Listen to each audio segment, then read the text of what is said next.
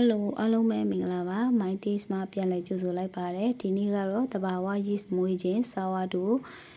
journey day 2ဖြစ်ပါတယ် day 2ရောက်ပြီဆိုလို့ရှိရင်တော့ဒီမနေ့ကရောဆက်ထားတဲ့ဂျုံ90ရေ90အရောလေးကအခုလိုမျိုးအမြုပ်နေတက်ပြီးတော့နှစ်ဆပေါ့နော်ဒီ rubber band လေးကနေကြော်လို့ပြီးနှစ်ဆတက်နေတာကိုတွေ့ရပါလိမ့်မယ်အခုလိုအခြေအနေမှာဒါလေးကစားဝတ်တို့ဖြစ်သွားတာမဟုတ်ပါဘူးเนาะဒီအခြေအနေကို force rise လို့ခေါ်ပါတယ်အထင်မြင်မှားအောင်လို့တက်လာတဲ့ကာဗွန်ဒိုင်အောက်ဆိုက်ဘောလုံးလေးတွေပါဒီဘောလုံးလေးတွေကဘာလို့တက်လာရလဲဆိုတော့ဂျုံထဲမှာတဘာဝအတိုင်းပါနေတဲ့ yeast လို့ခေါ်တဲ့ဘက်တီးရီးယားပိုးလေးတွေဒီပိုးလေးတွေကဂျုံထဲမှာပဲတဘာဝအတိုင်းပါနေတဲ့တကြားကိုရေနဲ့ထိတွေ့တဲ့အခါမှာစားသုံးပြီးတော့ကာဗွန်ဒိုင်အောက်ဆိုက်ကိုထုတ်ပေးတဲ့အတွက်အခုလိုမျိုးforce rise တက်လာခြင်းဖြစ်ပါတယ်ဒါကစားဝတ်တို့အောင်မြင်သွားတဲ့အဆင့်မရောက်သေးပါဘူးစားဝတ်တို့မွေးရဲဆိုတာကအနည်းဆုံးတစ်လနီးပါးပေါ့နော်ရက်20နဲ့တစ်လကြာမွေးမှာ storm ဖြစ်တဲ့စားဝတ်တို့ကိုရမှာဖြစ်ပါတယ်အခုဆိုလို့ရှိရင်ဒီ24နာရီပြည့်သွားပြီဖြစ်တဲ့အတွက်အစာကျွေးပါမယ်အစာကျွေးတဲ့အခါမှာလည်းစားဝတ်တို့ရဲ့သဘောတရားကဘယ်လိုလဲဆိုတော့ဒီထဲမှာရောထားတဲ့ပမာဏက100 gဂျုံ90ရေ90 100 g ရှိတယ်ဆိုရင်သူ့ကိုစာကျွေးရင်လည်း100 g ပြန်ပြီးတော့ဂျုံ100ရေ100ထည့်ပေးရပါတယ်တကယ်လို့များများမကျွေးချင်ဘူးဆိုလို့ရှိရင်သူ့ထဲမှာရှိနေတဲ့ထဲကနေပြီးတော့ကိုကျွေးချင်တဲ့ပမာဏကိုပဲယူထားပြီးတော့ကြံတဲ့ဟာကိုဖယ်လိုက်ရပါမယ်အခုဒီထဲမှာဆိုလို့ရှိရင်တော့85 g ကိုဖယ်ပြီးတော့25 g ပဲချန်မှာဖြစ်ပါတယ်25 g ပဲပလင်းထဲမှာချန်မယ်ဆိုရင်ကိုအစာကျွေးရမယ့်ပမာဏကလည်းဂျုံ25ရေ25ပဲကျွေးရမှာဖြစ်ပါတယ်တကယ်လို့အဲ့လိုမဖယ်ဘဲနဲ့ဒီတိုင်းပဲဆက်ထည့်သွားမယ်ဆိုရင်ဂျုံ100ရေ100ထည့်ရမှာပါဘာကြောင့်လဲဆိုတော့ပထမရက်ကထည့်ထားတဲ့ပမာဏကစုစုပေါင်း100 g ဖြစ်နေတဲ့အတွက်ကြောင့်ပါအခုဆိုလို့ရှိရင်တော့ဒီပထမရက်ကရောထားတဲ့ပလင်းထဲကနေပြီးတော့85 g ကိုဖယ်လိုက်ပါမယ်အခုလိုဖယ်လိုက်တဲ့ပမာဏတွေဖယ်လိုက်တဲ့အရာတွေကို discard လို့ခေါ်ပါတယ် sourdough discard ပါဒီဖယ်လိုက်တဲ့ discard တွေကလည်းအသုံးပြုလို့ရပါတယ်လွတ်မပြရပါဘူးဘယ်လိုအသုံးပြုရလဲဆိုတာကိုလည်းနောက်ရက်တွေမှာပြန်လည်ပြီးတော့ပြောပြပေးသွားမှာဖြစ်ပါတယ်သူ့ကိုဖယ်ပြီးပြီဆိုလို့ရှိရင်ရေခဲတစ်တာထဲမှာတက်ရမှာပါအခုဆိုရင်တော့85 g ကိုဖယ်လိုက်ပါမယ်85 g ဖယ်လိုက်ပြီဆိုရင် total 100 g ရှိနေတဲ့အတွက်ပလင်းထဲမှာ25 g ပဲကျန်ခဲ့ပါမယ်sourdoughသဘောတရားအရာဇာတူတစားစီပြန်ကျွေးရတာဖြစ်တဲ့အတွက်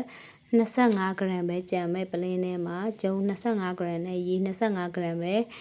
ထပ်ပြီးတော့အစာကျွေးရမှာဖြစ်ပါတယ်အဲ့ဒါကို feeding လုပ်တယ်လို့ခေါ်ပါတယ်sourdoughအစာကျွေးတာပါ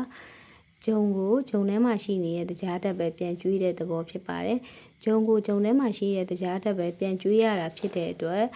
ဒီပလင်းထဲမှာရှိနေတဲ့ဒီဂျုံအရောရဲ့ပမာဏနဲ့ဇာတူကျွေးပေးရပါတယ်အဲ့ဒါမှတကြားတက်ပြပြဝဝရပြီးတော့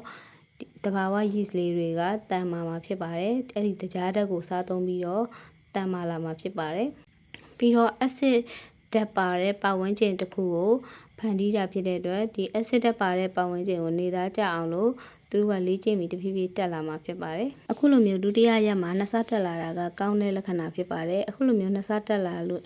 တဲ့သူတွေဆိုလို့ရှိရင်နောက်ရက်တွေမှာလည်းsourdoughအောင်မြင်ဖို့ရာခိုင်နှုန်းပမာဏပိုများပါတယ်တကယ်လို့မတက်လာရင်လည်းစိတ်ပူဖို့မလိုပါဘူးဘာဖြစ်လို့လဲဆိုတော့ဂျုံတွေရဲ့တစ်ခုနဲ့တစ်ခုမှာပါဝင်တဲ့တဘာဝ yeast ရဲ့ပမာဏကတစ်ခုနဲ့တစ်ခုမတူညီတဲ့အတွက်ကြောင့်ပါတစိမ့်တူတဲ့ဂျုံကိုသုံးမဲ့ဆိုရင်လည်းတစိမ့်တူပေမဲ့ဂျုံထဲမှာပါတဲ့တဘာဝ yeast ရဲ့ပမာဏကတူချင်မှတူတဲ့အတွက်ကြောင့်မလို့ဒုတိယရက်မှာတအားမြင့်တက်မလာဘူးဆိုရင်လည်းစိုးရိမ်မှုမလိုအပ်ပါဘူးဆက်ပြီးတော့မွေးသွားလို့ရပါတယ်အခုဆိုရင်တော့25 g ကျန်တဲ့ပလင်းထဲကိုရေ25 g နဲ့ဂျုံ25 g ထည့်ပြီးတော့ပြန်မွေပေးမှာဖြစ်ပါတယ်အခုဒီဆက်စပထမ2ရက်3ရက်အထိကကြတော့ဒီsourdoughရဲ့အဓိကလိုအပ်ချက်ဖြစ်တဲ့ acid တွေကြိုက်တဲ့ဘက်တီးရီးယားပေါ့နော် lactobacillus နဲ့ wild yeast လို့ခေါ်တဲ့တောရိုင်းတစေးလို့ခေါ်တဲ့ wild yeast တွေက acid တွေများတဲ့ပတ်ဝန်းကျင်မှာနေရာယူဖို့အတွက်လေ့ကျင့်နေတဲ့ကာလဖြစ်ပါတယ်ဒါကြောင့်မလို့သူ့ရဲ့ဒီ air bubbles တွေကအမြင့်ကြီးတက်ရင်လည်းတက်လာမယ်ဒါမှမဟုတ်မတက်ပဲနဲ့ရက်ရင်လည်းရက်တန့်သွားမယ်တခါလေအပေါ်မှာအရေးကြီးတက်လာတာမျိုးတွေလည်းဖြစ်သွားနိုင်ပါတယ်အဲ့ဒီချိန်ကြလို့ရှိရင် စိုးရိမ်တာမျိုးမဖြစ်ဘဲနဲ့ဆက်ပြီးတော့အစာကျွေးသွားဖို့လိုအပ်ပါတယ်ဒီပလင်းထဲမှာ starter 25 gram ပဲခြံခဲ့တာဖြစ်တဲ့အတွက်ဂျုံ25ရေ25ပဲထည့်လိုက်ပါတယ်ခုလိုမျိုးဂျုံ25ရေ25ထည့်ပြီးပြီဆိုရင်ပလင်းရဲ့ပတ်လည်ကိုတန့်သွားအောင်လို့အခုလို spatula လေးနဲ့ပြန်ချစ်ပေးလိုက်ပါပလင်းရဲ့ဘေးပတ်လည်တွေကိုတတ်နိုင်တဲ့လောက်တန့်ရှင်းထားဖို့လည်းလိုပါတယ်ဒါမှဒီ starter မြင့်တက်လာလားမမြင့်တက်လာဘူးလားဆိုတာကိုသိချမြင်ရမှာဖြစ်ပါတယ်အခုလိုမျိုးနှံ့ဆက်အောင်လို့အားရပါရမှွေပြီးဆိုလို့ရှိရင်တော့ဒါက day 2အတွက် starter ရပါပြီ day 2အစာကျွေးလုပ်ပြီးပေါ့နော်day 2အစာကျွေးပြီးပြီဆိုလို့ရှိရင်လည်းအစာကျွေးတဲ့အချိန်က24နာရီတိတိမှာကျွေးရမှာဖြစ်တဲ့အတွက်ကျွေးလိုက်တဲ့အချိန်ကိုလည်းတိတိကျကျပြန်ရေးထားပေးပြီးတော့ပလင်းလေးကိုမနေ့ကအတိုင်းသိပင်လေးနဲ့ပတ်ပြီးတော့အမှတ်သားလေးပြန်လုပ်ပေးထားပါမယ်နောက်ထပ်24နာရီပြည့်တဲ့အချိန်ကြာလို့ရှိရင် day 3ကိုဆက်ပြီးတော့ကြည့်ပါမယ်ဒါလေးကလေအဲ့ပလင်းကိုတရေခွန်းလေးနဲ့အဲ့လိုမျိုးလေးပတ်တာပိုဆင်ပြေပါတယ်အမှတ်အသားလုံးမှဆိုလို့ရှိရင်အခုလိုမျိုး discard ဖယ်လိုက်တဲ့ခါကျရင်ပလင်းမှာအမှတ်အသားလောက်ရတာခက်စီပါတယ်အခုဆိုလို့ရှိရင်တော့ဒါက day 2ပြီးသွားပါပြီ day 2မှာထည့်လိုက်တဲ့ပမာဏတွေကိုတွက်ချက်ပြီးတော့တခါလေးရေးပြထားတာပါရှင်းရှင်းလင်းလင်းနားလည်အောင်လို့ပါဒီ discard တွေကကြတော့ရေခဲတစ်တာထဲမှာထည့်ပြီးတော့သိမ်းမှာဖြစ်ပါတယ် discard ကိုထည့်သိမ်းတဲ့ပလင်းကိုလည်းတေချာဆေးကြောပြီးတော့ပိုးတက်ထားတဲ့ပလင်းကိုအသုံးပြုပေးပါ discard ပမာဏဖယ်လိုက်တဲ့ discard ရဲ့ပမာဏကိုတခါလေးမှတ်ထားပါမယ်